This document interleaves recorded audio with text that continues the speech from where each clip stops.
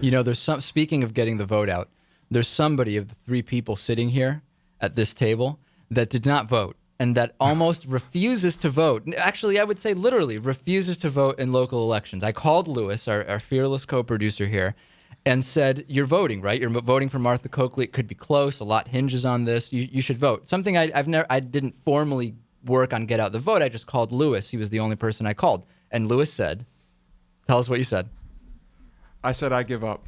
Oh, Lewis. He essentially said it's not going to make a difference whether Coakley wins. His vote won't make a difference for the election. And no matter who wins or loses, healthcare is completely screwed, was essentially what you said, right? That is essentially what I said. I don't mean healthcare is eternally screwed and completely hopeless.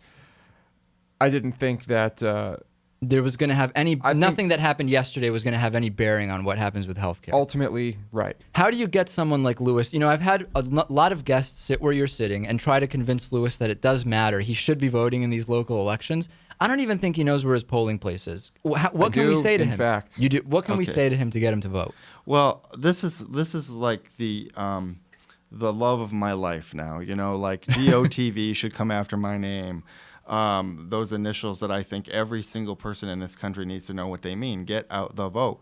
And for someone like Lewis, like yourself, not to vote is not participating in your intrinsic right as an American to have a say in what you do. Do you want a say, Lewis? Now hold on here. As a radio personality, by not voting, I remain, unbiased. Right.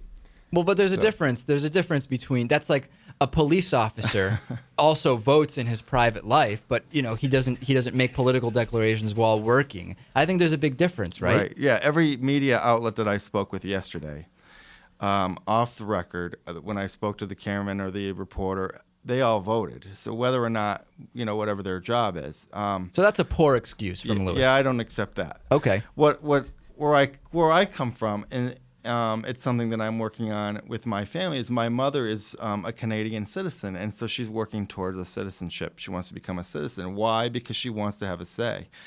Prior to President Obama's election, my father was not a registered voter. I got him to vote, and my dad has now, since Obama, voted in every election. I mean, this has been just a handful, but he's involved in the political process with friends, with coworkers. I mean, it's jabbing back and forth, but he was in dialogue with people whom, a year and a half ago, he wasn't going to have a dialogue with about healthcare and about that's the thing. issues. Lewis hates dialogue. I think that's the problem. That's really what it is, isn't it? I'm going to have to take him off as a friend on Facebook. Yeah, this is. I don't know. I don't know. I'm disappointed. I think, and the funny thing is, Joel Spiro, before the Obama election, who organized in Massachusetts for Barack Obama, told Lewis about the importance, and Lewis said, you know what, there's these 3 questions on the ballot, and those are going to be close, and those matter. So you did vote in that election, right? I did. But I ask you, why did they matter and not a Senate election? Right. Well, I mean, the primary reason was to vote for Obama. So you wouldn't have voted on those 3 questions. So if it hadn't been for dogs and marijuana and income tax, you would not have really cared. You really just were voting for Obama. Well, I mean, I knew the questions were important. I wanted to vote for Obama. I even donated to the campaign. Is that a fact? That is a fact. You yes. donated. I'm going to your look own... that up to make sure. Okay. You don't that under your actual name. You donated. I did. That's incredible. I did not know that. I'm going to look that up. We should look that up. Well, so this is an ongoing struggle with Lewis here, and what's incredible is Lewis's uncle, or he calls him his cousin, is a well-known local political guy, Jerry Budger, he was heavily involved with the national arson news that we had. How could Lewis not be a voting member of this community? I don't get it. I really don't get it. Well, I think, not to single out Lewis, but I think we're talking about a large population of the Commonwealth, a large population of our country. We cannot just sit by and let other people make decisions for us. And this is where we're headed as a Democratic Party. Now, last night, and you were there, David, I got choked up. I got emotional, yes. I had a lot invested in Martha Coakley's campaign. And I'm not even going to go down a list of what the Dem efforts were good, whether they were bad. I mean, that's a moot point to me. What's important is that people need to have a say. People need to have a vote.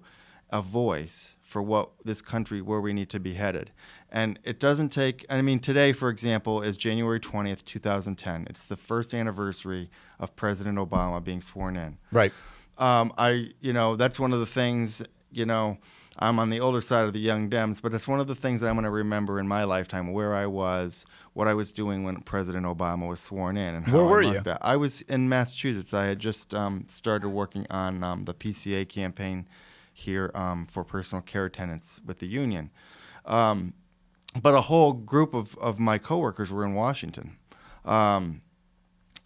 So, I mean, we need to stop just waiting for the next person. And I think that's where the Democratic Party is about. That's where we're headed. That's what it's about. It's not about what we did wrong, what we did right, what was wrong in the campaign, what was right in the campaign. It's about getting people like Lewis and the hundreds and thousands of other people who don't think that it's even going to make a difference. They don't think they have a stake. They don't think they have a part of stake. it. Okay, but if we don't do this as a community, if our community doesn't come together, if we don't organize around what our issues are as a community, then how are we gonna make changes? We saw that in Northampton. The community came together in the midst of this awful tragedy, and what happened? Things changed. And what we're talking about is the national news of 16 or 17 fires that happened within about 75 minutes here in the city of Northampton.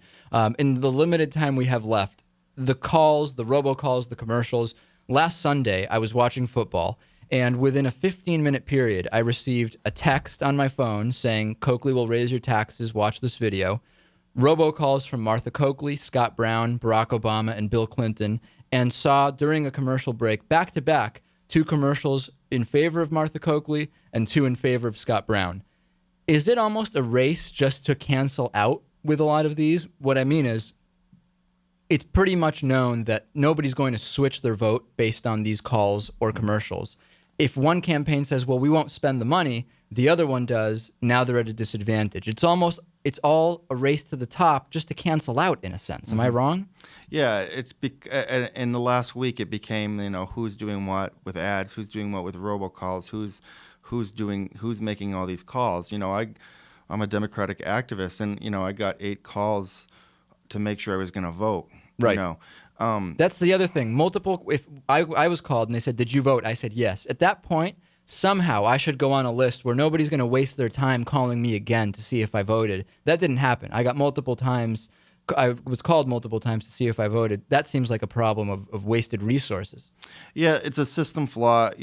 Nothing's ever perfect. I think it would have been great if Lewis got about 8 of those calls. Right. They should be calling Lewis, not me. And people like him, to make sure that we're getting out the vote. And it's about what we're doing for our communities. And that's where the Democratic Party is about. It's about progressive values. It's about, how we're moving forward. And this is not, we pause and we take stock in this and we listen to what the voters have to say, but we're not done. And like I said, we're not going to throw the baby out with the bathwater.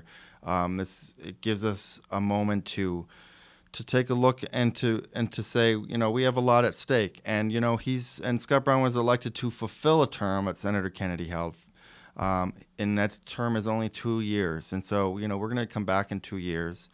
I was given a quote by a local city councilor that City Councilor Jesse Adams, who said, we're going to come back in 2 years and we're going to take an army of folks and take this, I won't say the word over.